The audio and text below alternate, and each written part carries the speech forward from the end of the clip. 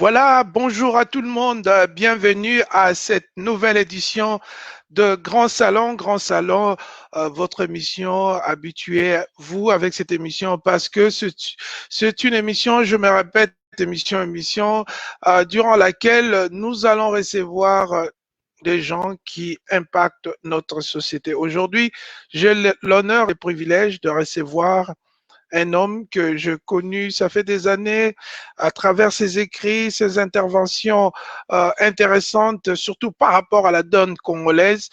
Mais aussi, aujourd'hui, il nous vient avec une autre casquette, c'est-à-dire celle de écrivain. Donc, il vient de finir un livre euh, qui sera peut-être un des sujets principaux de notre entretien d'aujourd'hui. La personne, c'est bien Norbert Poutou, qu'on appelle affectueusement Norbert X. Alors, avant de nous emballer dans notre conversation d'aujourd'hui, Norbert Poutou, est-ce que vous pouvez nous dire un moment où vous portiez le nom X, d'où est venue cette idée? Bon, disons, c'est mon petit nom d'écriture, mais il vient parce que mon nom, c'est Norbert Mbou Mpoutou.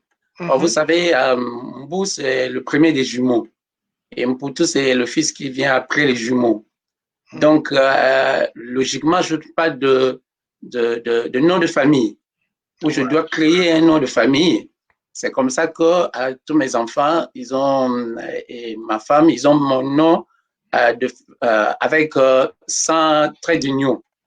Et mes amis, un ami me taquinait pour dire que, mais en fait, tu n'existes pas, tu n'as pas de nom. Tu es X. Bon, tu vois, vous voyez, on commence d'abord par c'est donner des coups, mais à la fin, on l'accepte. Mais à la fin, philosophiquement, ça devient aussi pratiquement une identité. C'est-à-dire qu'on doit se refaire, on doit s'affirmer, on doit se faire identifier, on doit se battre, on doit tailler sa place au soleil. C'est un peu ça. C'est comme ça que j'ai adopté ça comme ça.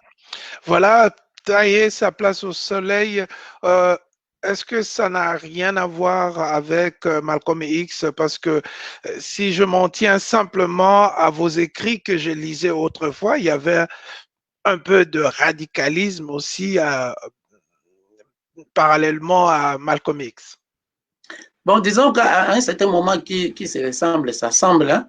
Vous savez, cette émission, d'abord, je dois vous remercier pour cette émission aujourd'hui. Et imaginez-vous que cette émission passe aujourd'hui, c'est le jour de la fête de Saint-Norbert, qui avait fondé l'ordre des Prémontrés. Mais c'est aussi le 6 juin.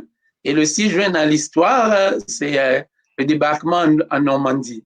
C'est le jour J. Donc, voilà un peu symboliquement comment je dois vous remercier. Et chez nous, il y a un proverbe qui dit ceci, que les noms que nous portons souvent, les noms que nous donnons souvent aux chiens, ce sont des allusions blessantes adressées aux voisins.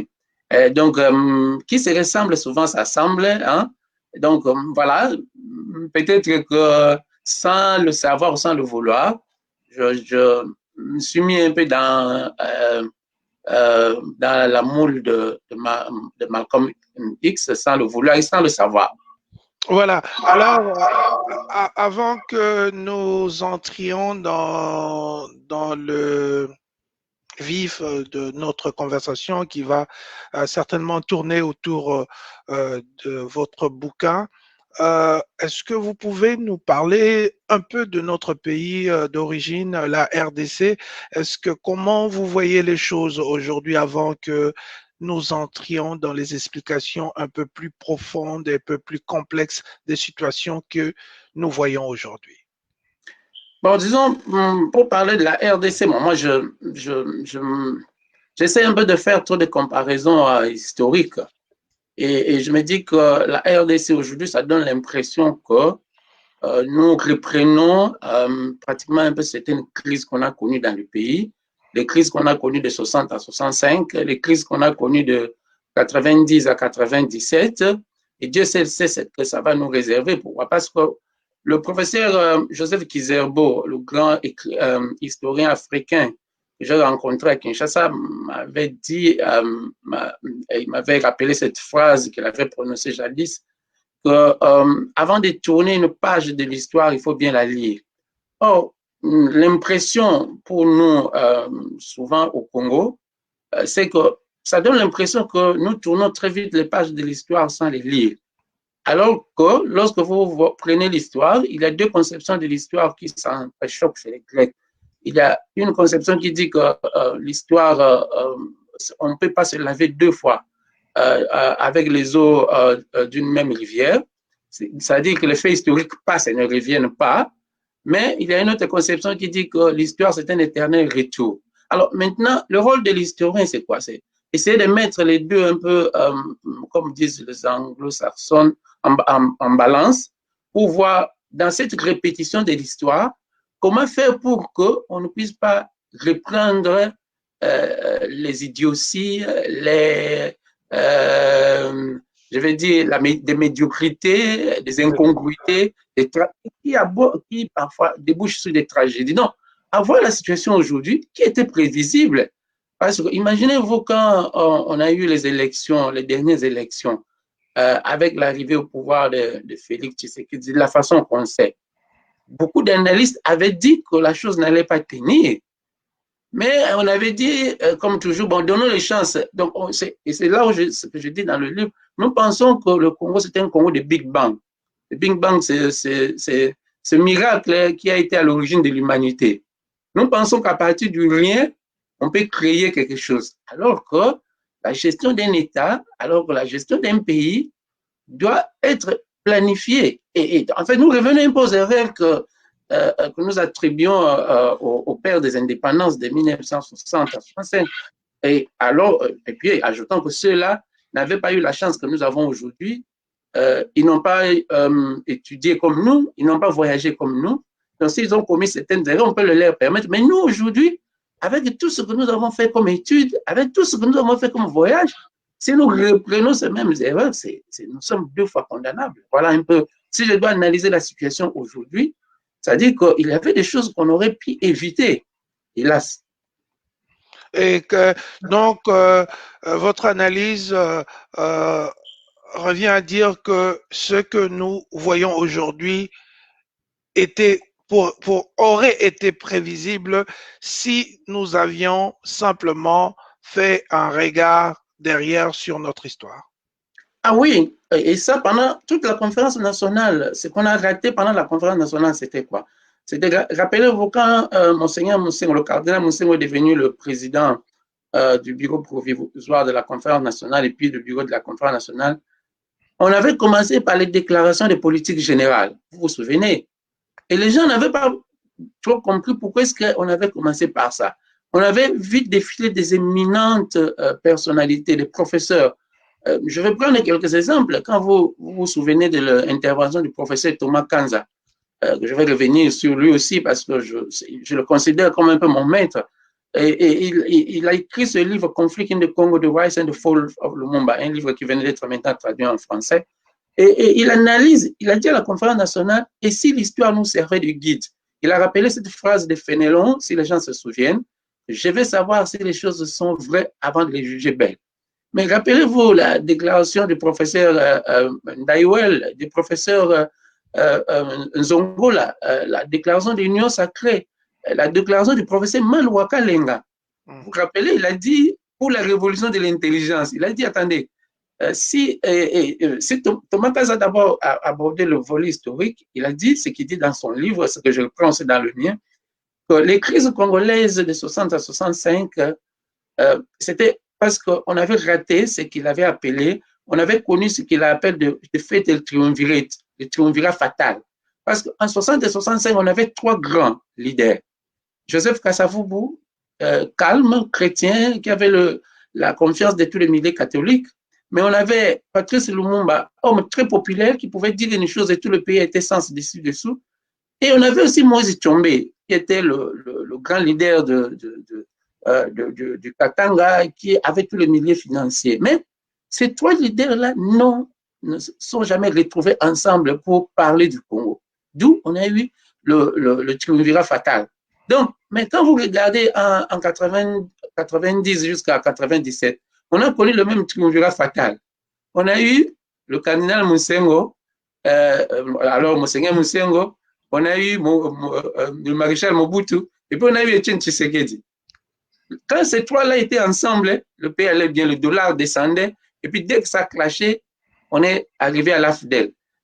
Quand l'AFDEL arrive, donc on reprend un peu.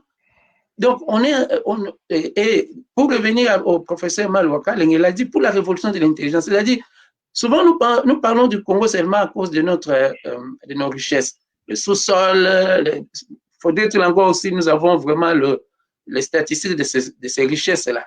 Mais il a dit non, demain c'est l'intelligence, c'est notre capacité d'innover, notre capacité de vendre notre matière grise. Vous voyez, aujourd'hui, si nous avons suivi seulement ces quelques déclarations de politique générale de la conférence nationale, ces leçons des maîtres, peut-être on ne serait pas arrivé là où on est arrivé aujourd'hui. Voilà, c'est en fait ce que nous allons faire. Et si c'est possible, Monsieur Norbert Poutou, si vous avez un micro ou je sais pas de headphone, headset, tout ça, c'est mieux pour éviter qu'il y ait peut-être de retour de votre côté. Mais si c'est possible pour la qualité, vous savez, ce que vous dites est très, très important et je n'aimerais pas que nos auditeurs et nos téléspectateurs puissent manquer même pas un mot de ce que vous allez nous déployer, nous délivrer ce matin. Alors, Norbert Poutou, c'est comme si vous voulez nous dire que le plus grand problème en RDC, c'est juste l'inattention au passé. C'est comme si nous sommes un peuple qui oublie vite, qui n'a pas un regard, qui ne fait pas un regard particulier vers son passé, vers les événements du passé, afin d'être mieux préparé aux exigences d'aujourd'hui. Est-ce que je suis dans la bonne voie? Oui, vous êtes dans la bonne voie parce que l'histoire, il y a certains mots contraires à l'histoire. Et il y a par exemple l'amnésie. Nous avions fait, on a eu une émission avec le professeur Eli Kiambokolo, grand historien, qui a dit il y a cette amnésie collective. C'est-à-dire que, pourquoi cette amnésie collective? C'est puisque après l'amnésie collective, l'histoire est parfois faite d'apocryphes. Et notre histoire du Congo est pleine d'apocryphes. Le comble, c'est que personne n'interroge ces apocryphes-là. C'est comme si on vous dit, il y a eu l'évangile de Judas. Oui, l'évangile de Judas. Donc, prenez dans notre histoire, on vous parle par exemple du livre d'or de Gizenga. On ne l'a jamais vu. On vous parle, par exemple, et j'ai créé un article dans le temps. Le doctorat de Etienne Tshisekedi. Toutes ces choses-là, il faut les approfondir. J'ai écrit un article, j'ai fait une analyse dans Congo Vision. Vous savez ce que nous avons aujourd'hui dans la rumba congolaise moderne, la civilisation des Mabanga, ou les dédicaces. C'est-à-dire que nous sommes dans une civilisation, dans un phénomène de société, dans une société de phénomènes. Prenez seulement la liste de tout ce qu'on nous débobine comme les pierres qu'on lance. Vous savez que le Mabanga, quand on lance les pierres quelque part, pour que les pierres puissent faire du bruit, il faut qu'elles tombent sur des tonneaux vides.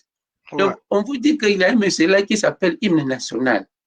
Un autre, il est Fonds monétaire international. On dit qu'un autre, il est le haut sommet. Il a le terminal A. Il y a le quai d'Orsay. Mais prenez tous ces épithètes, tous ces attributs. Il y a même de Magellan. Il y a même de Magellan, de Diego Cao. Mais c'est-à-dire qu'on est, ces messieurs-là, vous voyez par exemple avec la crise du coronavirus qu'on a actuellement, partout au monde, on voit que les riches sont en train de contribuer dans leur pays. Mais tous nos riches-là qu'on citait, on nous dit qu'un autre là, c'était le pacificateur. Est-ce que c'est vraiment le pacificateur?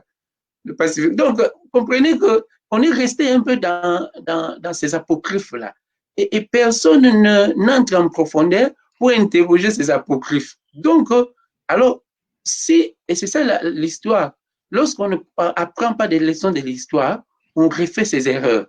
Voilà. Donc, voilà là où nous sommes aujourd'hui, alors on aurait pu éviter ça. Alors, voilà là où nous en sommes aujourd'hui. Je rappelle que nous sommes avec Norbert Poutou, journaliste, écrivain. Aujourd'hui, on va vraiment faire une rentrée dans l'histoire pour essayer de comprendre certaines choses qui sont les causes métaphysiques de choses que nous voyons aujourd'hui. Alors, faisons maintenant un retour dans cette histoire. 1482. Officiellement, Diego Cao débarque au Congo, commence ipso facto les premiers contacts officiels entre le Royaume Congo et l'Occident. Est-ce que vous pouvez un peu nous parler de cette époque et bien sûr en le reliant avec l'histoire d'aujourd'hui? Oui, on prend toujours, on commence l'histoire à partir de là. On dit 1482 ou officiellement 1483. Parce que alors qu'on sait qu'il est arrivé en 1582 sur la borne qu'il a plantée à l'embouchure du fleuve Congo, c'est 1483. Mais on croit au moins qu'il est arrivé en 1482, mais officiellement il a laissé 1483. Mais en fait, le Congo ne commence pas là. Et il est venu voir un Congo qui existait. Il est venu voir ou un peuple congolais qui existait. C'est comme ça que je mets le titre, le sous-titre de mon livre, c'est l'autre Lumumba, Peuple du Congo, histoire, résistance, assassinat et victoire sur le front de la guerre froide. C'est-à-dire quoi? Très souvent, on oublie une chose quand on arrive au Congo. On oublie le peuple congolais, le peuple du Congo qui a existé. Donc, quand Diego Cao est arrivé, autour de ces années-là où l'Occident était en quête des ressources naturelles et ils vont les chercher à travers le monde. Nous sommes un peu au début de la révolution industrielle. Il faut chercher ce qu'on n'a pas chez soi, aller le prendre chez autrui, du gré ou de force. Donc, les Occidentaux viennent, ils descendent vers l'hémisphère sud de l'Afrique parce que avant ça, on n'avait pas beaucoup d'écrits. On ne savait pas, c'était un continent pratiquement un peu mystérieux, vide. Il n'y avait que les Grecs et les Égyptiens qui mentionnaient quelque chose, mais pas tellement grand-chose. Donc, le premier vraiment à descendre, c'est Diego Cao, qui arrive et il trouve il était en train de loger la côte de l'Atlantique lorsqu'il a été attiré par ce début de ce grand fleuve. Et il s'est dit, mais c'est comme ça qu'il vient accoster. Et quand il vient accoster, il vient se rendre compte qu'en fait, il est à l'entrée d'un grand fleuve que les autochtones eux-mêmes appelaient Nzadi, fleuve, grand fleuve. Et là, il va entrer pour la première fois en contact avec les Congolais du Royaume Congo. Et il va trouver un royaume organisé. Alors, maintenant, c'est là où ça devient intéressant. Pourquoi?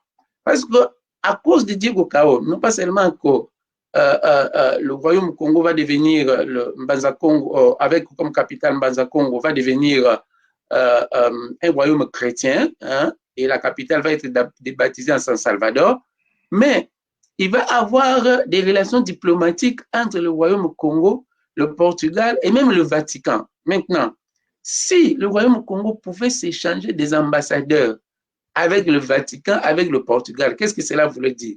Cela voulait dire que l'organisation qu'il a trouvée en arrivant, il a trouvé une organisation qui était la même chose que l'organisation qui était au Portugal, parce que sinon on n'allait pas changer d'ambassadeur. Ouais. Donc voilà, donc, et quand ils viennent dans ces royaumes-là qui vont christianiser, après, il va y avoir un autre événement. C'est l'exploration de l'Amérique par Christophe Colomb. Quand un autre Européen va découvrir, entre guillemets, le mot n'est pas très juste, parce que découvrir ce continent-là existait, il y avait des gens qui étaient là. C'est comme ça que j'utilise chaque fois le mot explorer. Quand il va explorer l'Amérique et que les Occidentaux en quête des terres, et ça va toujours revenir. Ouais. Rappelez-vous, il y a la recherche des ressources et la recherche des terres. Aujourd'hui, il y a un ami, je vais revenir sur lui, docteur Florent Poumou, c'est lui d'ailleurs qui m'a inspiré à réécrire ce livre. Il a dit, si nous ne faisons pas attention, lorsque nous allons rentrer au pays, nous de la diaspora, nous ne trouverons plus nos terres. Nos terres seront déjà achetées avec des gens qui auront des titres. Et un ami somalien m'a dit la même chose. Vous imaginez que la Somalie n'existe plus depuis 1990 avec la chute de Siad Barre. Mais pensez-vous qu'entre-temps, ce pays-là, c'est un vide? Parce que ce que les gens ne savent pas, c'est que la Somalie a l'une des plus longues côtes océaniques. Donc, mais il y a tous les bateaux de pêche occidentaux qui y sont. Et quand on va rentrer, on risque de ne plus avoir nos terres. Donc, les Occidentaux vont aller en Amérique pour exploiter les terres américaines. Et là, ils avaient besoin d'une main-d'œuvre. Donc, ils vont vite venir en Afrique. Donc, on va commencer la traite négrière qui va saigner l'Afrique. Et la traite négrière a commencé avec le royaume Congo. Et le roi congolais qui était devenu, le monarque, le Mani Congo qui était devenu chrétien, va se dire, mais si c'est comme ça, la religion en question que vous nous apportez, après avoir écrit, après avoir fait des protestations, bon, ils vont balancer la religion chrétienne en l'air, ils vont revenir aux pratiques ancestrales, et bon, voilà comment, et tout ça, ça va continuer un peu jusqu'en 1885. Ouais. Cette guerre entre un peuple qui vient envahir un autre, qui vient exploiter un autre. Donc voilà. Mais comme je dis, il ne faut pas oublier que sur ce territoire-là, il y avait déjà un peuple qui vivait. Et puis, rappelez-vous, parmi les explorateurs, un des grands explorateurs africains, c'est Henry Morton Stanley, qui lui, il est le premier à traverser l'Afrique centrale de Zanzibar, de Bagamoyo, un peu au large de Zanzibar, à côté de Zanzibar, jusqu'à Boma, à 3 ans de voyage. Quand il arrive pratiquement à l'actuel Kisangani, il pose la question, on lui dit, ce grand fleuve s'appelle Ibadi Congo. Donc, si les gens qui se trouvaient au-dessus vers Kisangani nommer ce fleuve-là avec le même nom que ce qui était à l'embouchure, c'est qu'il y avait, il faut se le dire, il y a une communication dans le fleuve. On sait que les pêcheurs, chaque fois quand il y a la saison sèche, ils vont pêcher, ils descendent le fleuve. Parfois, certains se marient, ils restent là, d'autres rentrent. Donc, il y avait déjà un échange de ces gens-là, se connaissaient. Donc, ces royaumes-là existaient. Et c'est comme ça que le professeur Chaoumba de l'université de Lubumbashi, qui a été reçu par le professeur Likiam Bokolo quand il faisait des émissions à RFI, il a écrit ce livre-là, Unis par les sorts. En fait, il y a une réalité qui existe, c'est le Congo. Le Congo, on peut dire que c'est le fleuve qui nous unit un peu. Donc, toute personne qui arrive au Congo prouve que le Congo existe. Donc, le Congo n'est pas né de la volonté d'un individu, d'un explorateur, de Diego Cao, de Henry Morton Stanley ou de Léopold. Non, non, non. Le Congo existait. On vient le trouver, on vient l'exploiter. Donc, ici, vous voulez dire aux Congolais d'être fiers de leur histoire, de leur civilisation, que nous existions même avant l'arrivée des Occidentaux. Nous existions avant l'arrivée des Occidentaux et nous avions des royaumes organisés. Politiquement, administrativement. Administrativement. Et même commercialement, avec des échanges commerciaux. J'ai un frère qui travaille à la Banque mondiale et qui fait beaucoup de voyages au Botswana. Le Botswana, c'est le seul pays africain le mieux géré après son indépendance. Jamais de coup d'État, les matières premières sont vendues sur place. Mais quand vous regardez ce pays-là, qu'est-ce qui fait Botswana? Ils ont intégré dans leur constitution moderne la gestion traditionnelle de leur pays. Donc, il y a par exemple cette culture au Botswana. Quand vous terminez votre mandat, vous n'attendez pas celui qui vient vous remplacer, vous faites une fête. Donc, on fait une fête, c'est comme qui aurait dit chez nous, on faisait une fête de divorce. Non, quand vous terminez votre mandat, vous faites la fête, vous partez. Mais regardez un peu nos traditions, nos cultures, nos entités, comment est-ce qu'ils étaient gérés. Il y avait, bon, moi qui ai eu la chance ici de fréquenter la famille royale britannique, j'ai remarqué que dans nos cultures, on a la même chose. Il y a le roi, il y a la reine, il y a les princes, il y a les princesses, il y a les comtes, il y a les comtesses. Je prends seulement chez les Bassakata, là où je suis originaire. Ouais. Vous avez les Moujou, vous avez le Monkajou, vous avez l'Nkomambe. L'Nkomambe, c'est un seigneur, mais c'était l'Mbianchou, un inviolable, et tout ça a été bien réglementé. Le pouvoir, il y a une différenciation, par exemple, entre le Moujou qui gère les hommes et Mbé qui gère la terre. Le Mbé qui gère la terre ne gère pas les hommes. Le Moujou qui gère les hommes ne gère pas la terre. Et quand les redevances prélèvent, quand quelqu'un tue, par exemple, un animal, c'est lui qui prélève les redevances, il prélève pour l'autre. Donc, il y a ce partage du pouvoir. Et le gars qui gère le pouvoir, qui gère la terre ou qui gère les hommes, il sait que ce n'est pas son pouvoir, c'est le pouvoir de sa mère ou de sa grande sœur. Donc, ouais. Cela veut dire quoi? Il sait que moi, je ne suis qu'un gestionnaire, je ne suis qu'un légat. Donc, donc, nos pays étaient ainsi bien organisés. Et donc, si nous pouvions interroger la gestion de nos pays, eh bien, si nous pouvions intégrer ça dans nos constitutions, je crois qu'il y avait moyen qu'on ne soit pas dans la merde d'aujourd'hui. Regardez, l'écriture mathématique du monde est née à partir de ce qu'on appelle l'os d'Ishango au nord-est du Congo. Ouais. Donc, les mathématiques que nous utilisons aujourd'hui, quand nous disons que ce sont les mathématiques européennes, ce ne sont pas les mathématiques européennes. Ça venait de chez nous, c'est remonté par le Nil, c'est arrivé ici, et puis c'est revenu chez nous encore par le Nil encore. Donc, ce n'était qu'un retour. Et voilà. Pour comprendre ça, comprendre ça, prenez un peu l'histoire de la Bible. Quand Pharaon, avec Moïse, quand Moïse arrive chez Pharaon, il raconte des histoires, il raconte, pour prouver sa puissance, il prend sa baguette, il jette ça par terre. Sa baguette se change en serpent. Pharaon, qu'est-ce qu'il a regardé? Il a ri. Il a appelé aussi ses prêtres. Qu'est-ce qu'ils ont fait? Ils ont fait la même chose. Ils ont répliqué. Donc, c'est pour dire que nous avons une certaine façon de nous organiser. Prenons par exemple, vous savez que chez nous, le sang humain est sacré. Le sang humain, on ne peut pas verser le sang humain pour rien. Le mariage est sacré. Quand vous allez quelque part, on vous dit, faites attention, ne prenez pas une femme d'autrui, sinon vous allez mourir. Et quand vous allez, ne prenez pas l'argent d'autrui, ne volez pas l'argent qui appartient à la communauté. Ouais. Ces choses-là, si on avait intégré ça, je crois qu'on serait un peu loin. Voilà, merci beaucoup pour cette belle leçon d'anthropologie positive, c'est-à-dire des informations qui reviennent de notre histoire, de nos cultures, des informations importantes, lesquelles peuvent être utilisées aujourd'hui pour la bonne marche du pays. Alors maintenant, nous allons entrer spécifiquement à l'écriture de votre livre.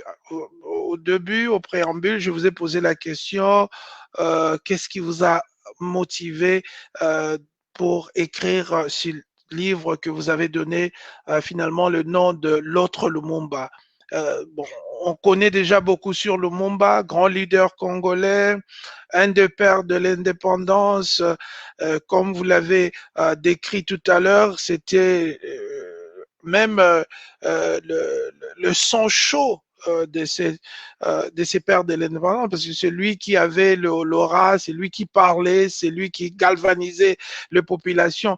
Tout est connu de Lumumba jusqu'à sa mort tragique alors qu'il essayait de s'évader vers la province orientale.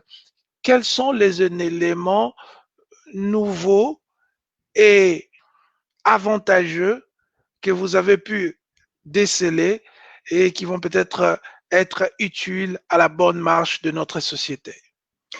Bon, disons, d'abord, je ne suis pas un historien, je suis un amoureux de l'histoire seulement, je ne suis pas un historien, mais je me fais le disciple des grands maîtres de l'histoire de chez nous. Je me fais le disciple du professeur Isidore Ndaiwel, Elie Kiambokolo, et puis le professeur qui a préfacé mon livre, Alfred Tumba, Shongo Loko, le professeur Joseph Guizerbo que j'ai rencontré, Thomas Kanza, que j'ai lu le livre Conflit du Congo depuis que j'avais l'âge pratiquement de 15 ans. Donc, j'ai appris mon anglais avec ce livre-là. Ouais. Donc, je faisais des émissions à la radio catholique Ilikia, là où j'étais journaliste en 1995, lorsque le père directeur Ado Falconi me demandait pour le 17 janvier 95 de réaliser une émission sur Patrice Lumumba. J'ai essayé, après une semaine, c'était un vide. Parce qu'à l'époque, on n'avait pas beaucoup de documents sur Lumumba. Et j'ai essayé alors de faire un micro-baladeur, d'approcher ceux qui se disaient être des lumumbistes. Vous savez, en 1995, on est à la fin de la conférence nationale, il y a trop de partis lumumbistes. Et j'ai remarqué que beaucoup de gens qui se disaient des lumumbistes n'étaient que des lumumbistes des noms. Ils avaient fait comme ce que, j'ai dit ça aussi dans mon livre, le colonel Omer Djembe, qui est le papa de mon ami, qui vit ici au Royaume-Uni, Patrick Djembe, quand j'ai parlé avec lui, il a dit, oui, fils, les gens ont fait de Lumumba un fonds de commerce. Effectivement. Donc, les gens avaient fait de Lumumba un fonds de commerce. Il avait trop de partis lumumbistes qui n'étaient des lumumbistes que des noms. Alors, quand je posais la question, par exemple, le discours de Lumumba du 30 juin, les gens n'avaient que des extraits. Quand je posais la question, par exemple, la dernière lettre de Lumumba à son épouse Pauline, les gens n'avaient que des extraits. Alors là, je me suis dit, mais il y a un problème. Donc, je suis rentré expliquer au père, il m'a dit, bon, tu dois maintenant faire un micro-baladeur. Je fais un micro-baladeur encore, mais là, je vais me rendre compte qu'il y a une chose et son contraire. C'est-à-dire, il y a des gens qui sont en train de défier Lumumba, mais il y a certaines personnes qui les jettent dans la poubelle, qui disent de toutes nos misères aujourd'hui, c'est à cause de Lumumba. Et je rencontre certaines vieilles personnes des années des indépendances, dont Jamé Koulonga, Jean Lema, mais quand ils vous parlent de ces années des indépendances, mais c'est incroyablement, c'est vraiment un tableau pittoresque. Mais il faut quand même vous poser une question en passant. Vous savez que à cette époque, il y avait quand même des écoles pour l'indépendance. Il y avait l'école lumumbiste qui voulait l'indépendance maintenant sans condition. Et il y avait d'autres, notamment Paul Bolia, qui soutenait une indépendance graduelle. Mais c'est Lumumba, avec sa popularité, a pris le devant. Et c'est pourquoi nous avons eu cette indépendance en vitesse. Est-ce que maintenant, aujourd'hui, 60 ans presque après, parce que c'est le mois de l'indépendance, justement, quelles sont les leçons que vous avez tirées de ces deux écoles de l'indépendance graduelle et l'indépendance maintenant? Ce vide-là, c'est ce vide-là qui m'avait poussé à d'abord rassembler tous les textes de Lumumba. J'ai rassemblé tous les textes de Lumumba et ceux que je pouvais retrouver, et pour combler ce vide-là, pour apprendre ces leçons-là. Et comme vous dites, vous parlez bien de ces deux écoles, en fait, il faut dire, quand vous parlez, il y a l'école de l'indépendance immédiate, hein, oui. L'école de l'indépendance immédiate a été un peu, est devenue après l'école Lumumba, alors que ça a été d'abord l'école de la Bako. C'était la Bako qui était le premier parti politique qui venait avec l'indépendance immédiate. Alors, de l'autre côté, on avait les évolués, oui, on avait les évolués, dont Bolia et les autres qui, et pour comprendre la position, je commence d'abord par la position de ceux qui voulaient l'indépendance graduelle. Regardez, nous avons les pères de la négritude, hein? Aimé Césaire, la Martinique. Est-ce que la Martinique, quelle est la différence entre l'indépendance de la Martinique et celle du Sénégal? Les deux pères de la négritude.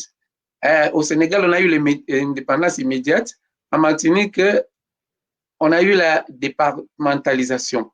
Et posons-nous la question, juste 60 ans après l'indépendance, qui ont raison, qui ont gagné. C'est-à-dire qu'il fallait aller graduellement, il fallait trouver, et c'est cette erreur-là que nous commettons jusqu'à aujourd'hui. C'est que nous n'avons pas nous ne formons pas des gens qui doivent gérer demain. Je prends l'exemple aujourd'hui parce que là, je vais répondre à un ami qui me posait la question, qui a un parti politique à Kinshasa. Qui est-ce qu'on doit soutenir aujourd'hui? Attendez, nous devons aujourd'hui au Congo aborder la situation britannique où on sait qu'il y a un premier ministre avec un gouvernement, mais il y a un chef de cabinet, l'opposition, qui a aussi tout un gouvernement en attente. Donc, on sait que s'il y a élection demain, voilà celui qui, si c'est l'opposition qui gagne, voilà celui qui deviendra premier ministre. Si c'est le pouvoir actuel, c'est le... Donc, on doit arriver là. Oh, on n'est pas arrivé dans cette chose-là. Thomas Panza dit qu'il a accompagné Boli Tango en 1957 au Palais Bourbon, qui est le Parlement français. Ils sont allés visiter qui était là? On a eu les Amadou Diori, Houphouët Boigny, Léopold Sédar Senghor, Sékou Touré. Donc, ces personnes-là étaient déjà des députés français et même des ministres. Alors, vous comprenez, quand ces gens-là viennent prendre l'indépendance, ils savent déjà comment gérer. Alors que chez nous, on n'avait pas tout ça. Un des livres de l'histoire actuellement au Congo, c'est celui de mon ami David Au Congo, une histoire. Ce puzzle-là, on a eu, c'est allé tellement très vite que même Lumumba, après, qui était, parce que a dû arracher comme ça l'histoire de l'indépendance immédiate. Comment ça? En 1900, tout commence un peu en 1955. Après la Deuxième Guerre mondiale, il y a le mouvement des indépendances partout.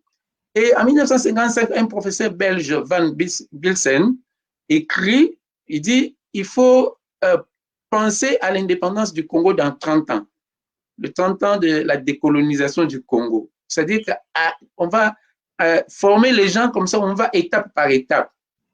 Et il y avait à l'époque, nous sommes en 55, mais déjà en 54, nous avions déjà eu l'université Lovagnon, qui était l'une des plus prestigieuses universités catholiques au monde. Et là, le cardinal Maloula, qui était alors l'abbé Albert Maloula, qui était le premier curé noir de Christ-Roi, il avait formé une équipe qu'il appelait Conscience africaine. Donc, des évolués qui n'avaient pas eu la chance d'aller à l'université. Et on faisait descendre les professeurs d'université pour qu'on puisse leur donner des cours du soir. Alors, en ayant lu le plan de 30 ans de la décolonisation de Van Bilsen, les évolués des consciences africaines vont écrire un manifeste qui était juste un petit document. Et ça, nous allons aussi revenir sur ça.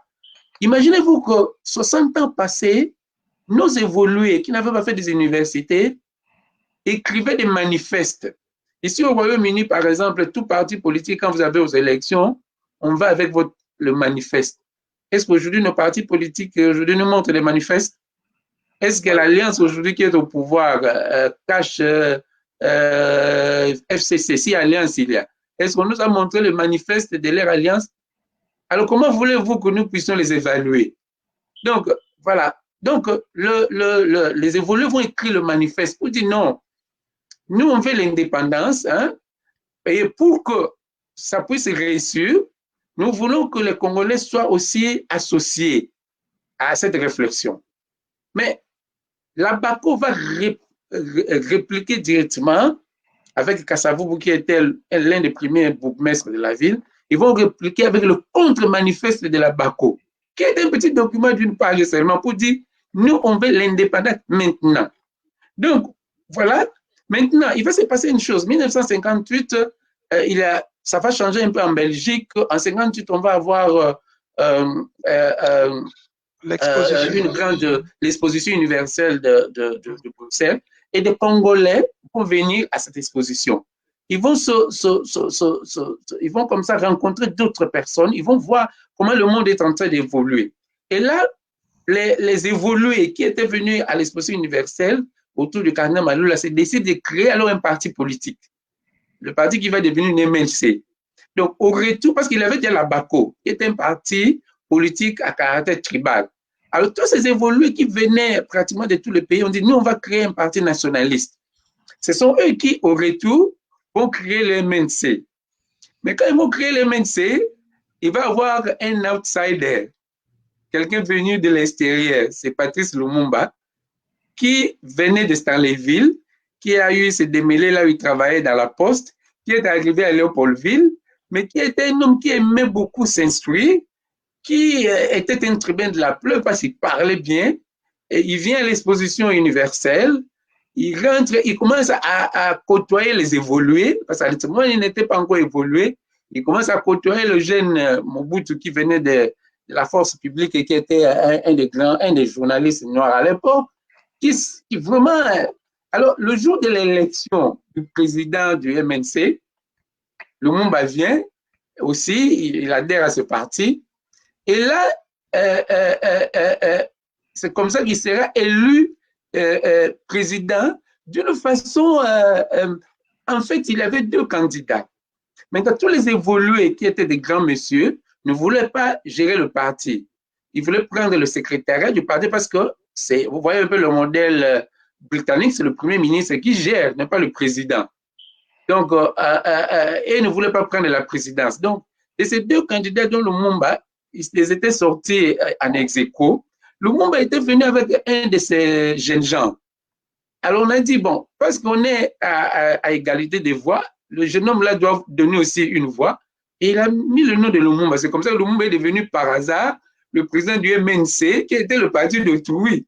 Et ça va expliquer toutes les crises qu'on va vivre dans les MNC. Parce que Lumumba, c'était un outsider. Il n'est pas quinois, ou les Paul-Villois, comme on disait à l'époque. Mais il vient maintenant entrer dans un parti d'autrui.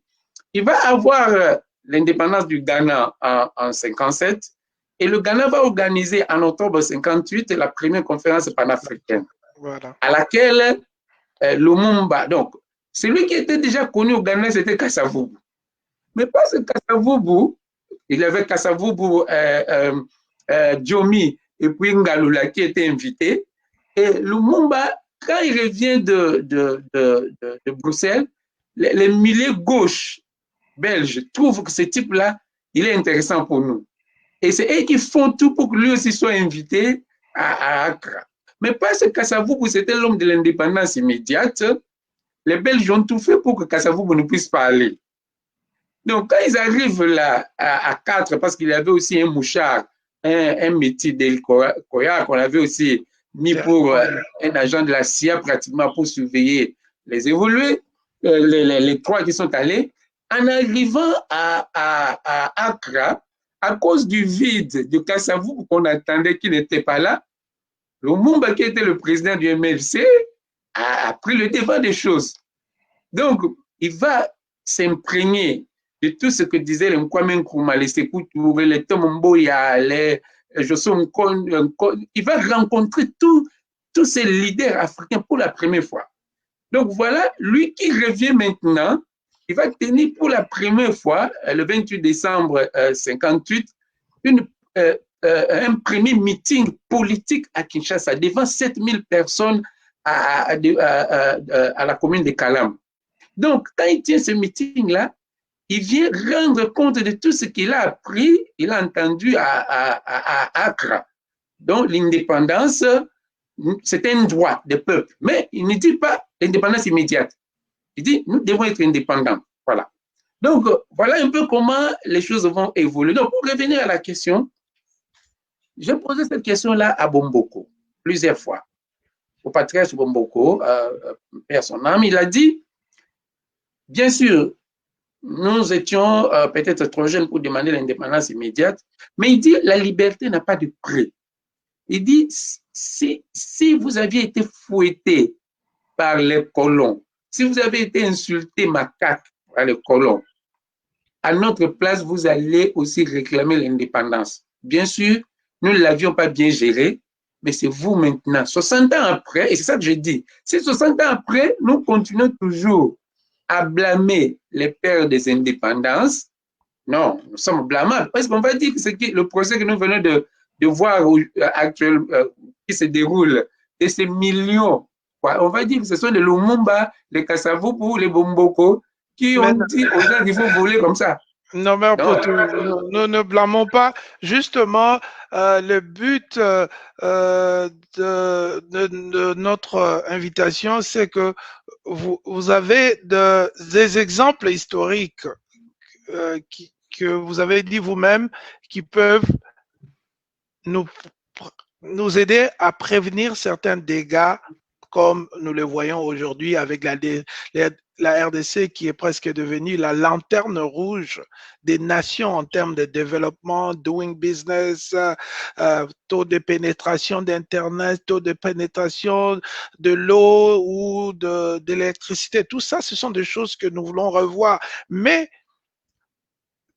dans notre anthropologie, dans notre façon de faire des choses, les éléments cruciaux qui ont joué des rôles divers dans notre dans le démantèlement ou dans la destruction de notre pays. C'est la raison pour laquelle je vous ai invité aujourd'hui, pour que vous parlez de ces choses, des similarités, que vous voyez les mêmes erreurs qui ont été commises dans les passés, les mêmes erreurs qui se répètent aujourd'hui. Et je sais que vous vivez dans un pays anglophone où on dit pratiquement if you do something the same way, expect a different result. C'est la définition de la folie, c'est selon les anglophones.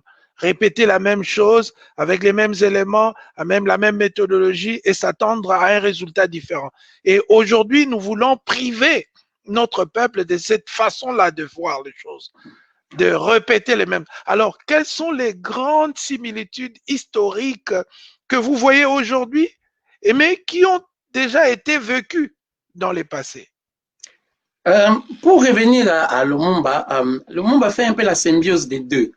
Pourquoi? Lorsqu'ils arrivent à la table ronde, parce que pour préparer cette indépendance, en fait, on est allé de la colonisation à l'indépendance sans transition. Première erreur. Non pas seulement qu'on n'a pas eu les personnes qu'il faut, mais on est allé sans transition. Donc, après le meeting de Lumumba, le 28 décembre 58, la BACO va décider, parce que la BACO se rend compte que un parti qui venait de se créer, leur bouffe pratiquement la popularité à Léopoldville, où il y avait le 60% des Bakongo. Donc, la BACO se décide une semaine après d'organiser un grand meeting à Léopoldville pour montrer que nous, c'est un peu comme la guerre Wenge dans les temps. Et moi qui couvrais cette guerre pour la radio catholique, c'était intéressant parce que quand Wenge de Werason jouait, vous voyez les gens de JB aller au stade. Pourquoi? Ils vont eux-mêmes aller voir ceux qui peuvent Werason dans la salle plein, s'il a fait le plein. Quand Werason joue, les gens, c'est l'inverse. Donc, la BACO fait le même. Il dit comment est-ce que le MNC peut venir nous arracher la popularité chez nous à Léopoldville? Ils doivent organiser leur meeting le 4, malheureusement. Et là encore, on va avoir beaucoup d'éléments, ce que le père Léon de Saint-Moulin appelle des éléments d'environnement, des choses non pas prévues, comme ce que nous vivons actuellement. C'est-à-dire quoi? Parce qu'on n'a pas, schématisé les choses.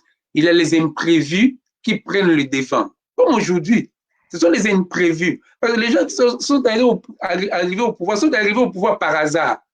Parce qu'ils sont arrivés au pouvoir, c'est pendant qu'ils sont au pouvoir qu'ils cherchent à gérer. Non, on ne gère pas comme ça. C'est avant d'arriver au pouvoir qu'avec votre manifeste, on sait déjà que quand vous allez devenir, quand vous prenez le pouvoir, les 100 jours, qu'est-ce que vous allez faire? Mais non, c'est les gens, quand ils sont arrivés au pouvoir, ils ne savaient même pas qu'ils allaient arriver. Imaginez-vous comment est-ce qu'on a formé le cash. Les gens se sont retrouvés à Genève avec la Mouka. Et la Mouka, on a dit, on allait avoir une transition de 2 ans. On a refusé cette transition-là. Mais aujourd'hui, qu'est-ce qu'on voit aujourd'hui? On trouve que si on avait suivi cette transition-là, on serait un peu évolué. Parce que l'histoire de Genève venait corriger l'histoire des crises des indépendances où on passait de la décolonisation à l'indépendance sans transition. Donc, je reviens. Qu'est-ce qui s'est passé? On va avoir le 4 janvier, à cause d'un match de football qui s'était où le Vita avait été battu par Mikado, Et surtout que c'était, nous sommes au début du mois de janvier, la lettre de permission écrite au bourgmestre est arrivée, la réponse est arrivée en retard. La BACO n'a pas eu le temps de dire à ses membres que la réunion n'a plus lieu. Parce que le bourgmestre a dit, bon, en tout cas, ça sera pendant les fêtes. Si vous-même vous êtes sûr que l'ordre sera maintenu, OK. Sinon, alors la BACO a calculé ce matin, elle a dit non, on ne peut pas, on va changer ça. Mais les gens, ils n'avaient pas les facilités qu'on avait aujourd'hui de communiquer tout le monde. Donc, les gens commençaient à flouer. Quand les gens de la BACO sont venus leur dire qu'on n'a plus de meeting, les gens sortaient du stade. Et c'est dans cet imbroglio-là qu'un policier, un haut gradé qui venait là avec son arme, parce que lui, il était dans la réunion où on disait, bon, il faut aller voir la manifestation de la BACO. Mais il n'avait pas su que la BACO a dit que sa manifestation n'a plus lieu. Il arrive sur les lieux, quand les Noirs voient un commandant de police arriver, mais qu'est-ce que vous venez faire ici? Les gens étaient déjà surchauffés. Il dit, non, je viens pour le meeting. Oh, donc le meeting a lieu. Il dit, mais oui, le meeting a lieu. Alors les gens qui partaient sont revenus, ils ne sont pas revenus seuls. Ils sont revenus avec les badauds qui ont perdu leur match. Et là, la BACO qui arrive pour repousser les gens, Kassavou avec sa petite voix qui ressemblait à un petit oiseau, n'arrivait pas à contenir les gens sur la place de YMCA, qu'on appelait l'IMCA. Donc, à la fin, les gens vont se fâcher et les gens vont mettre la ville sans dessus-dessous pendant 4 jours. Et ce syndrome-là du 4 janvier, ça n'a pas commencé le 4 janvier. Toute la colonisation, depuis, j'ai parlé de la traite négrière, mais la traite négrière, et c'est là où il y a une différence, c'est ça que j'ai dit dans mon livre, nous-mêmes Africains, Lumumba dit ceci dans sa lettre à Pauline, que l'Afrique doit écrire sa propre histoire. Hein?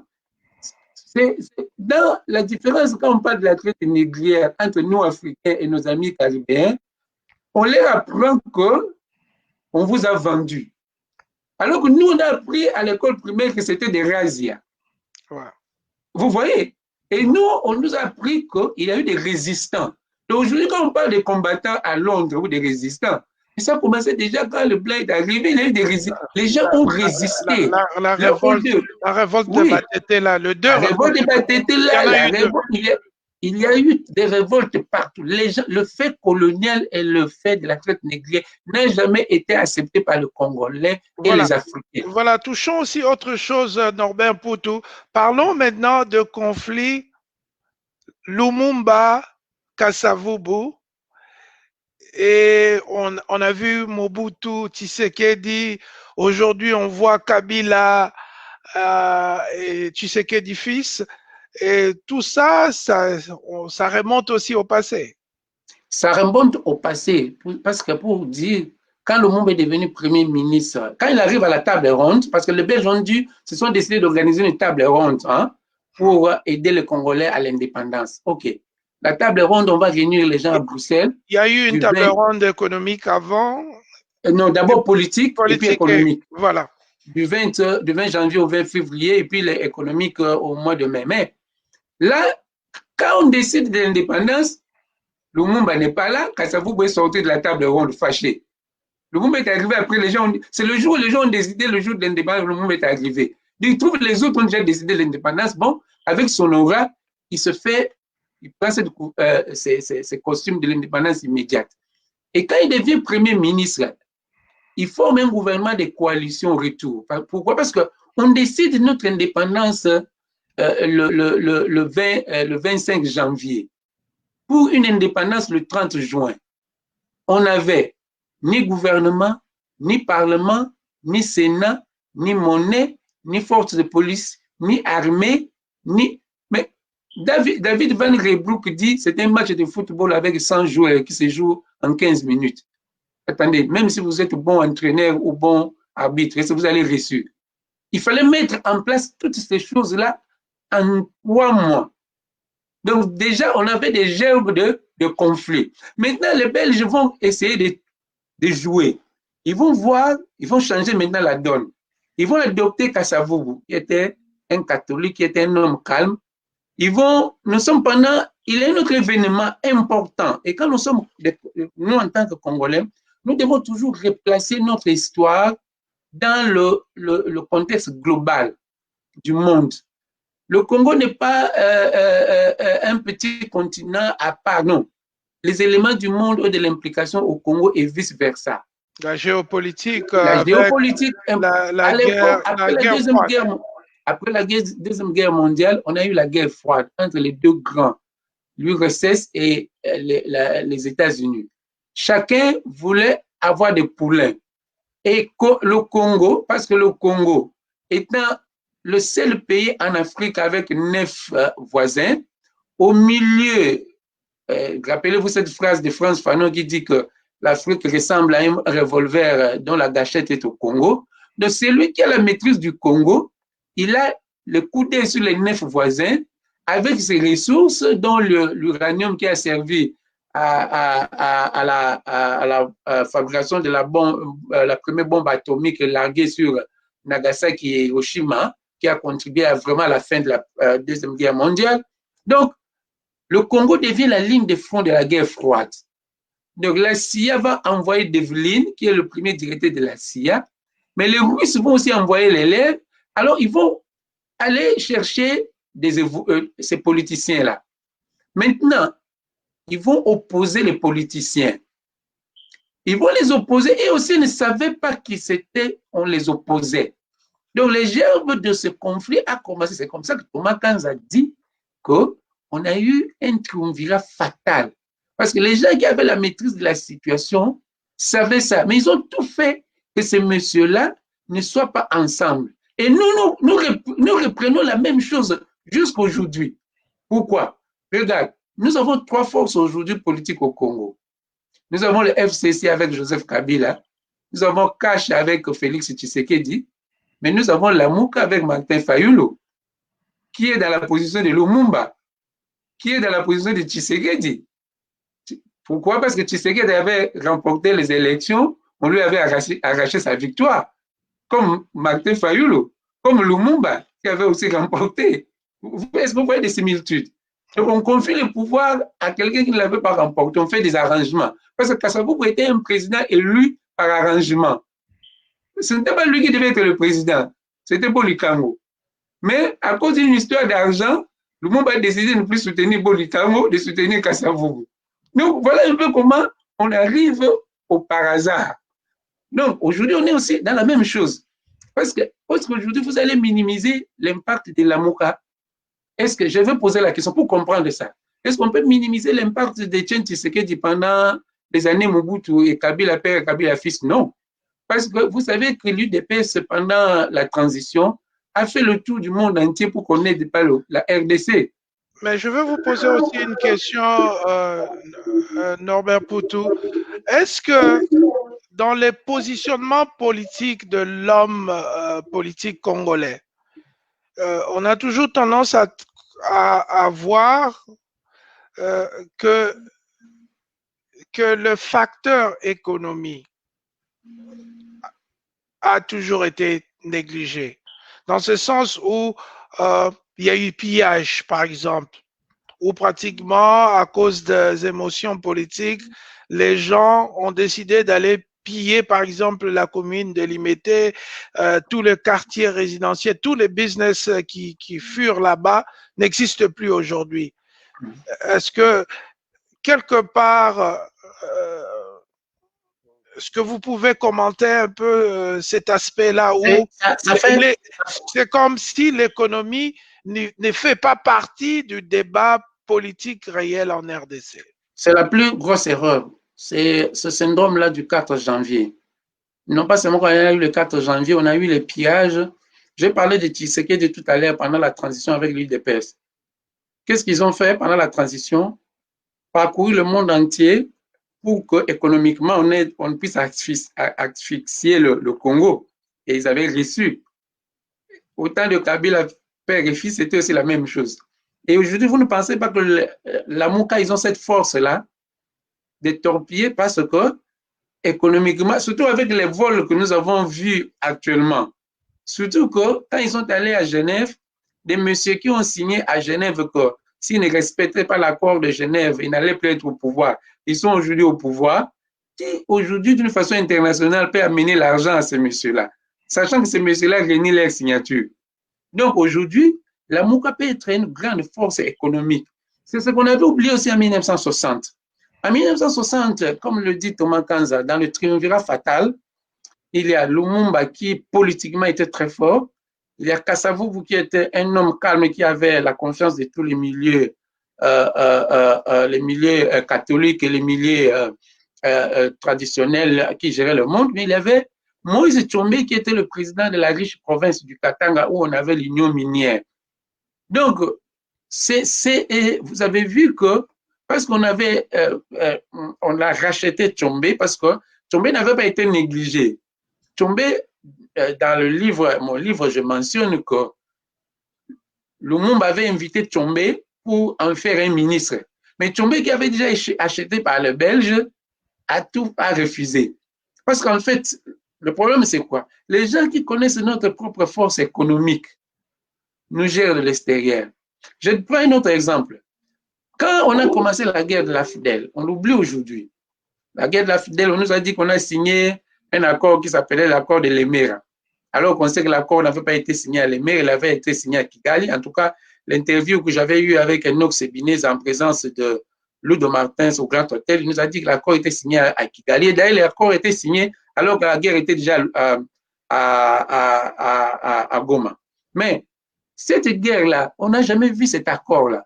Alors que vous avez vu, quand je parlais de manifeste, que ce soit le manifeste conscience africaine ou le compte manifeste de la BACO, on connaît les textes. Mais on ne connaît pas le texte d'accord de l'Emera, comme on ne connaît pas le texte de l'accord de Kingakati. Pourquoi est-ce qu'on ne peut pas connaître le texte de cet accord-là? Parce que c'est la clé du problème. Donc, pour revenir... Donc, c'est toujours la culture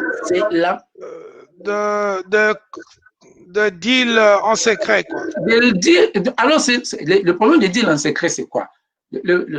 Tu sais que dans les temps, il parlait de gentleman agreement. Le problème des gentleman agreement, c'est que les vraies personnes, nous sommes un peu comme chez Platon, on parle du mythe de la caverne. Nous sommes un peu dans les théâtres des marionnettes.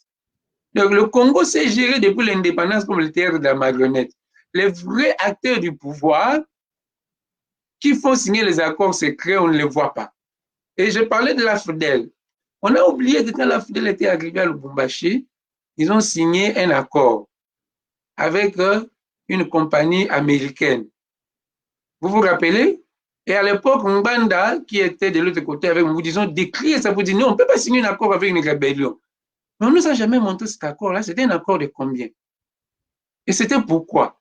Parce que toute guerre, aujourd'hui, j'ai dit que nous célébrons le débarquement en Normandie, toute guerre a toujours un budget. Il y a des gens qui doivent mettre la main dans la poche pour financer une guerre. Et ces gens, il faut les payer en retour avec intérêt. Les gens qui ont signé l'accord avec la FDL à Lubumbashi, qui étaient-ils? Qui étaient ces accords-là? Et vous comprenez que quand ils sont arrivés à Kinshasa, Laurent Désiré Kabila, en ayant renversé Mobutu le 17 mai 1997, Tshisekedi a dit, OK, amenez-nous la facture de la guerre. On n'a jamais vu la facture de la guerre. Et c'est pour eux que ce que nous vivons aujourd'hui, nous vivons ces factures-là de la guerre. Donc, voilà. Et pour revenir à l'économie, Ouais. Dans mon livre ici, je mentionne quelque chose et on ne le dit pas souvent. Lumumba, devenu Premier ministre, qu'est-ce qui a fait Thomas Kanzaki? Il y a eu 3 universitaires dans le gouvernement Lumumba. Il y a Thomas Kanza, il y a Bomboko et puis il y a André Mandi. Thomas Kanza était le ministre délégué à l'ONU. C'est lui qui, il arrive à l'ONU, il reçoit un télégramme que le Premier ministre est en train de venir. Le Premier ministre arrive, il envoie Devlin, qui était le directeur de la CIA à Kinshasa. Il était étonné que Lumumba lui envoie quelqu'un pour dire, nous on va envoyer 25 visas. 25 visas pourquoi? Nous on va aller aux États-Unis. Mais où sont les passeports? Il ne savait pas que pour voyager, les visas se mettent sur le passeport. Donc, Lumumba a voyagé pratiquement avec 30 personnes. Pour rien. Aujourd'hui, quand nous voyons Félix Tshisekedi, il voyage avec combien de personnes? 250. Quel est l'impact de ces personnes-là? C'est juste... Est-ce que ces voyages-là sont toujours prévus? Le moment est arrivé aux Nations à New York. Ce n'était pas prévu. Les gens, on doit se bousculer. Thomas Kanza analyse Et le voyage a été organisé par un homme d'affaires d'origine suisse, mais qui est américain. Il est venu voir Lumumba. Pourquoi?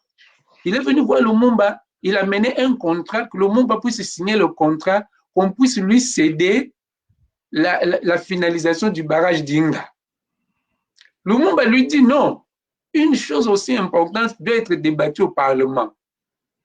Ce type-là lui dit non, il y a des contrats qu'on ne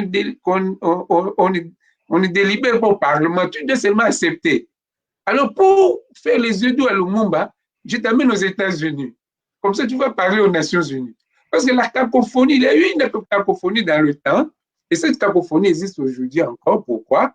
À cause de cette indépendance que nous avons eue le 30 juin non préparée, on va avoir une première crise qui va avoir lieu le 5 avec la mutinerie. Le général qui décide rien, c'est qu'avant l'indépendance égale après l'indépendance. On va avoir un autre fait, la mutinerie de la force publique. On est obligé d'africaniser la force publique. On commence à nommer des gens, on commence à faire sauter des gens. Mobutu qui avait quitté l'armée comme un sergent, on le bombarde, il devient un colonel. Le général Lundula qui était dans l'armée, il devient le général. Nous voyons aujourd'hui des généraux qui ont 27 ans, 28 ans à Kinshasa aujourd'hui. Ça, c'est ce qu'on appelle en latin le cursus honorum. On essaie de pas aux responsabilités. Oui, allez-y, finissez. J'ai une très bonne question à vous poser. Donc, voilà. Donc, on va comme ça, on va aller dans cet imbroglio-là. Et dans cet imbroglio de l'indépendance, ça va faire à ce que on va se retrouver dans une crise. Le gouvernement n'ayant pas d'armée à cause des Belges, il va appeler l'ONU, les casques bleus. On va avoir la première mission des casques bleus qui vient dans un cafouillage total parce qu'une armée n'existant pas. Paul Maurice, qui était le ministre de la jeunesse et des sports, il dit quand nous étions dans l'armée, moi j'avais le grade supérieur à Mobutu. Paul devient le général en chef en attendant le général Lundula qui était arrêté à Jacques d'Hauteville pour qu'il arrive. Il commande l'armée. Donc, maintenant, ces désordres-là, les casques bleus, l'ONU arrive dans ces désordres-là. Mais le casque bleu qui arrive avec le secrétaire général Dag Hammarskjöld, il avait aussi son petit plan dans la poche. Pourquoi? Le petit frère de Dag Hammarskjöld était responsable de la compagnie suédoise qui exploitait le cuivre. Maintenant, John Kennedy, qui devient président en 61, élu en 60, il prend le pouvoir en 60, le 21 janvier 61, son père dirige la plus grande entreprise qui vend le cuivre en Amérique. Les deux familles vont s'affronter au Congo. C'est lui qui va avoir la maîtrise du Congo, c'est lui du cuivre congolais, il devient le plus riche. Sans le savoir, l'ONU arrive au Congo dans un imbroglio. Invité par le premier ministre Lumumba, ils vont s'embrouiller avec le premier ministre Lumumba. C'est comme ça que cet Américain, qui veut lui aussi prendre la part du barrage d'Inga, qui avait été financé par les Belges, qui ne vont pas lâcher ça. Donc, Lumumba arrive comme ça aux Nations Unies pour voir le secrétaire général Dag Hammarskjöld. Ça sera un imbroglio. Est-ce que vous vous étonnez qu'aujourd'hui, quand la MONUSCO, la MONUC qui est devenue la MONUSCO, à l'époque, vous savez, il avait combien de personnes, de casques bleus au Congo? 20 000 casques bleus comme aujourd'hui. Ils venaient de quel pays? Des mêmes pays qu'aujourd'hui. Du Bangladesh, de l'Inde, du Pakistan. Mais on a repris les mêmes erreurs. Alors qu'ils ne pouvaient pas faire du travail en ce moment-là. Comment est-ce qu'ils vont faire le même travail aujourd'hui, 60 ans après? Donc, on tombe dans les mêmes crises. Donc, Lumumba qui arrive comme ça aux Nations Unies, il va avoir un dialogue de sourds avec le secrétaire général, parce que le secrétaire général avait son agenda. Mais Thomas Kanzaki assiste à toutes les réunions. Il se rend compte le jour où il se dit que le Premier ministre est grillé. Ils arrivent dans une réunion avec tous les banquiers américains. Le Premier ministre Lumumba parle du Congo indépendant, du Congo riche, nos matières premières. Thomas Kanzaki remarque qu'un des banquiers soulève la main, il pose une question à Lumumba. Il dit, mais est-ce que vous savez que l'uranium congolais, ressource naturelle, est vendu aux États-Unis comme l'uranium belge selon un accord passé entre la Belgique et le Congo. Maintenant, qu'est-ce que vous allez faire maintenant que vous êtes devenu indépendant? Thomas Kanza comprend la question. Il dit au Premier ministre en Lingala, il écrit ça dans son livre, il lui dit en Lingala, attendez, ne répondez pas encore à la question pour que nous on puisse mirer. Mais Lumumba, qui était tellement impulsif, répond en Lingala à Thomas Kanza, laisse que je puisse en parler, comme ça l'histoire est finie. Thomas Kanza se dit, c'est que Lumumba va dire, va être une bêtise, pavé dans la mare.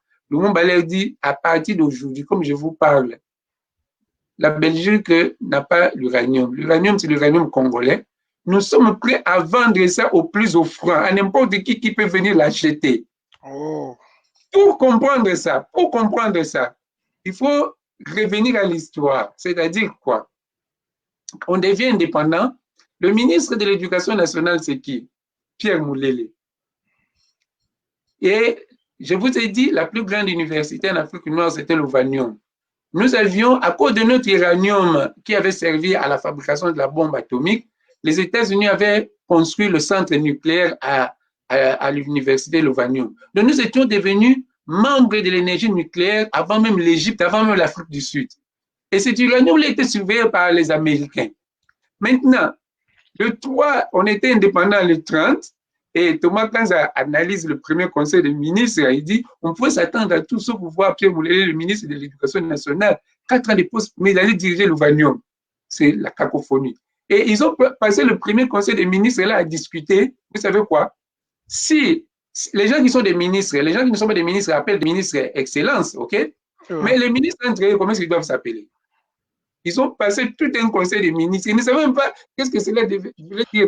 Bon, on ferme la parenthèse. Donc, le 3, Pierre Moulele convoque le recteur de l'Ovanium, Monseigneur Luc Gillon. Il le reçoit d'ailleurs dans le couloir du ministère. Il lui dit, d'abord, tu prépares tes valises parce qu'on va nationaliser l'université. L'université catholique. Deuxièmement, lui, vous voyez le centre nucléaire, Pierre Moulele appelait ça la bombe atomique. Il dit, bon, il faut préparer, enlever la bombe atomique à l'université. On ne peut pas la mettre à l'université. Il faut l'amener devant le bureau du Premier ministre et pointer la bombe atomique vers la républicaine de la baie Foubert-Youlou, vers Brazzaville.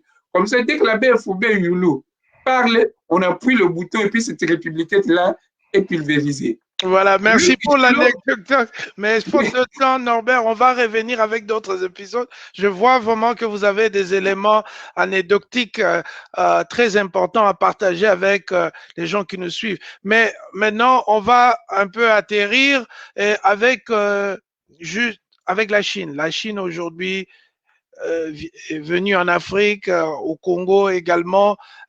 Comment vous évaluez la gestion de l'arrivée des Chinois en RDC par rapport, on revient en 1482 avec Diego Cao, les autres, les Juifs, les Ndingari qui sont venus aussi vers les années 20-30, tout ça.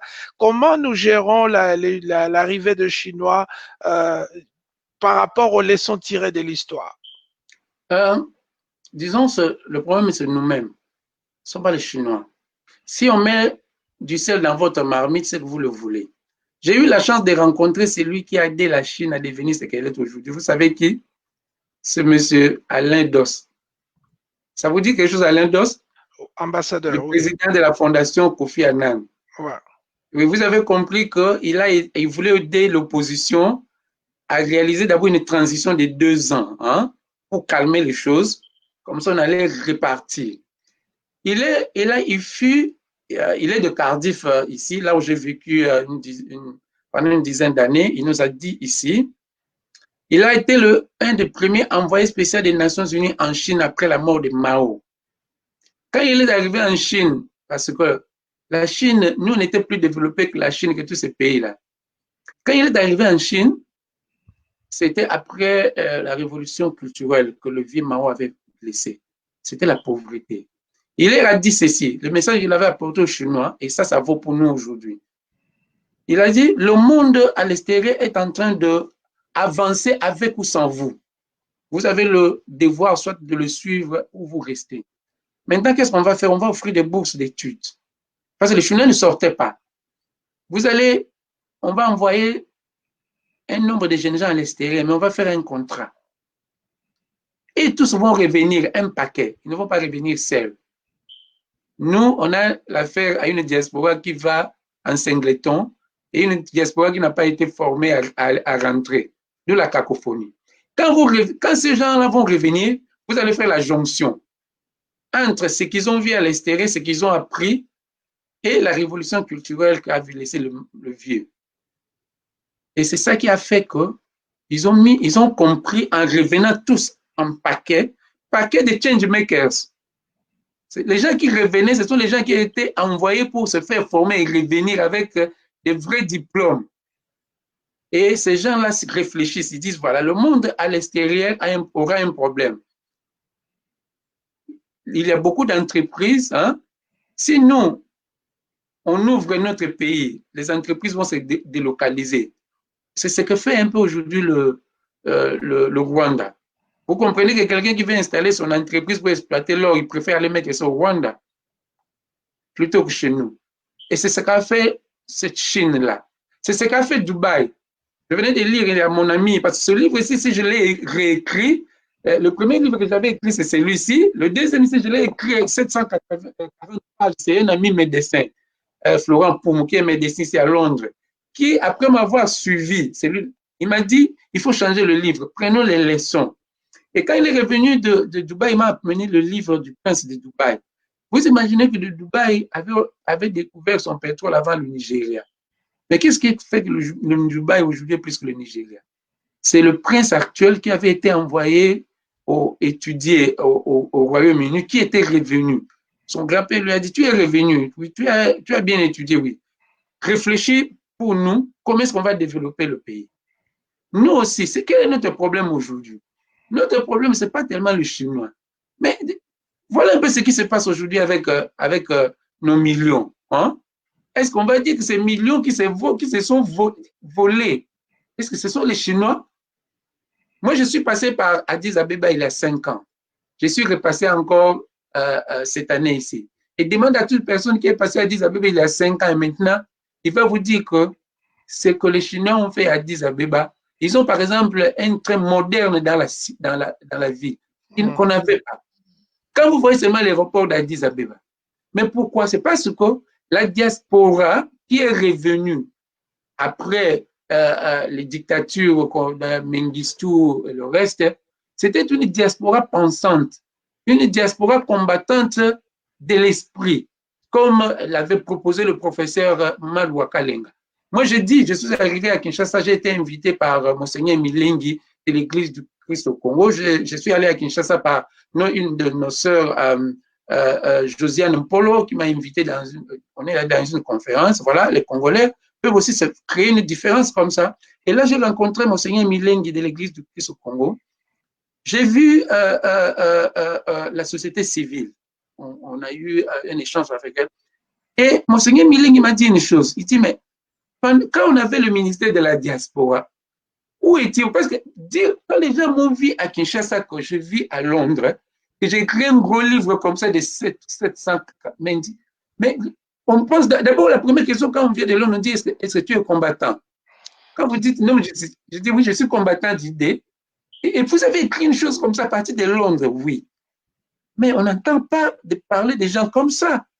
Et Monseigneur Milengi me dit, mais quand on avait le ministère de la diaspora, pourquoi est-ce que des diasporiens comme ça... Parce qu'ils ont choisi des gens, ils choisissent voilà. des gens qui ne sont pas compétents. C'est voilà. tous des gens qui sont allés là-bas pour se faire un peu d'argent et tout. Mais mot de la fin, parce que, ouais, on va revenir, bien sûr, 700 pages, toute une vie, on ne peut pas l'épuiser en 1 heure du temps.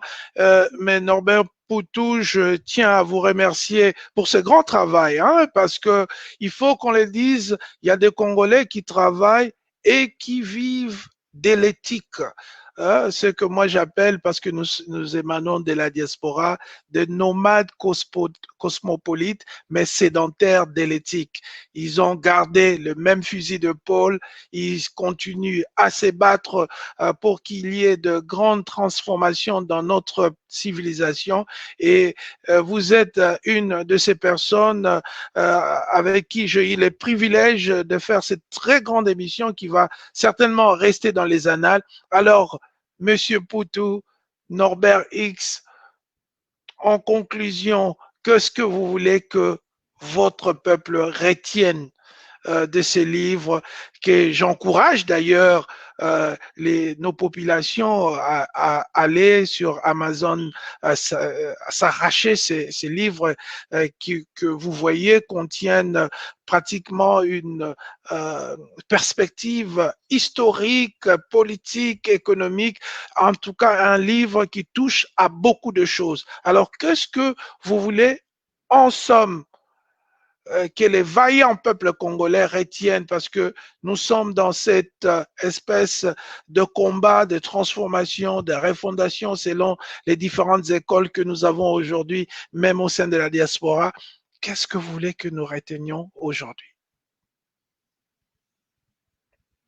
Je vais d'abord commencer par une boutade. J'ai écrit sur ma page Facebook, quand j'ai vu tous ces millions que les gens étaient en train de voler. Quand je vois chaque fois, on dit que Maman Olive Lembe a donné autant de millions, ou quand un artiste meurt, ou quand on dit que actuellement, c'est qui donne encore des millions. Je dis à ces gens-là, donnez-moi mon million, parce que pour que ce livre ici, parce que ce livre est écrit pour les Congolais, je lance un appel, donnez-moi mon million pour que ce livre ici, parce que c'est un livre pour Congolais, pour qu'il soit disponible pour les Congolais. C'est une boutade, bien sûr.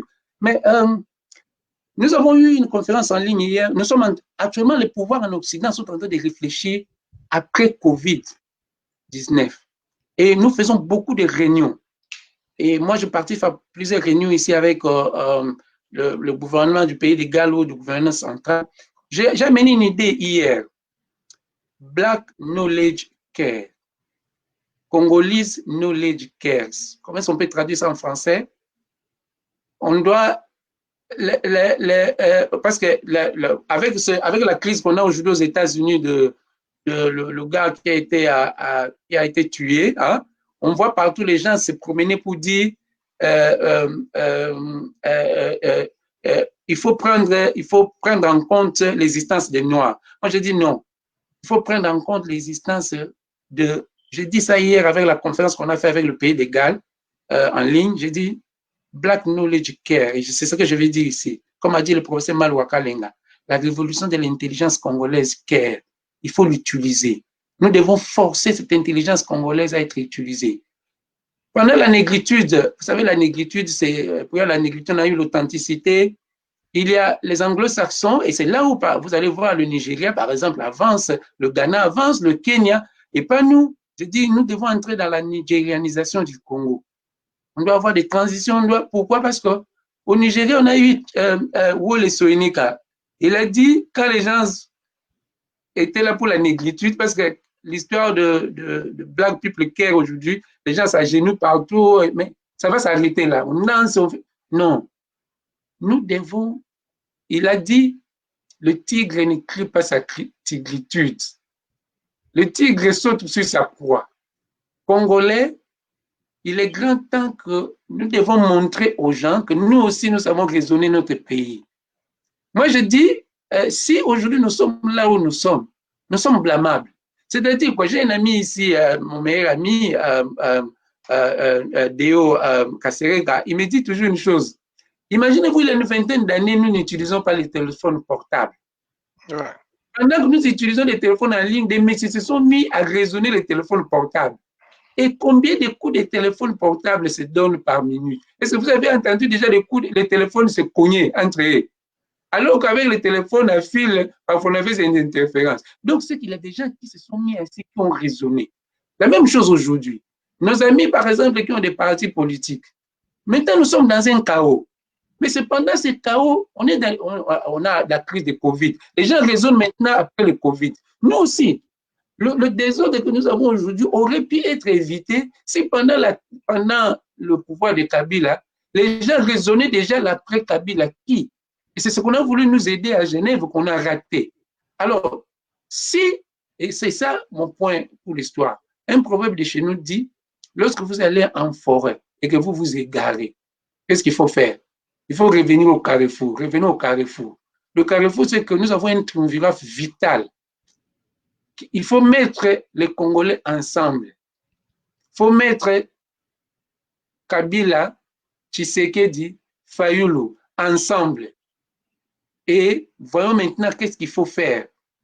Et puis, les gens qui ne sont pas au pouvoir aujourd'hui, les gens à qui on a arraché leur pouvoir, on avait arraché le pouvoir de l'UDPS hier, mais l'UDPS ne s'était pas mis en tête qu'il allait reconquérir son pouvoir.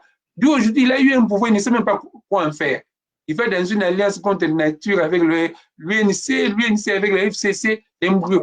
Les gens de la Mouka qui ne sont pas au pouvoir aujourd'hui, on a arraché leur pouvoir. Ils doivent se mettre ensemble pour dire, nous, on va conquérir notre pouvoir. Mais quand nous allons conquérir notre pouvoir, voilà comment nous allons les gérer. On ne va plus avoir l'histoire des 100 jours. On ne va plus avoir ça. On doit savoir que le président qui arrivera, voilà les 100 jours. Si on nous avait déjà dit là, il y a 3 ans que le 100 jours, on allait faire des maisons préfabriquées, les gens allaient refuser. Avec tout ce que nous avons comme ciment, comme sable, faire des maisons préfabriquées par un Libanais, alors qu'on a des hommes d'affaires. Voilà. Écoutez, Voilà, merci. Ce sont des moutons. Et écoutez, on reprend ces erreurs. Non. Congolese knowledge care. Utilisons notre matière grise. C'est nous qui sommes sortis. Pourquoi? Un proverbe malinké dit, et je vais arrêter par là, c'est lui qui voyage apprend plus que celui qui est allé à l'université. Mais il faut bien voyager. Il ne faut pas faire le voyage. Il faut bien, quand nous de la diaspora, si on assume bien notre vie dans la diaspora, on apprend bien, quand on rentre, nous pouvons faire des miracles. Et nous devons nous préparer à le faire.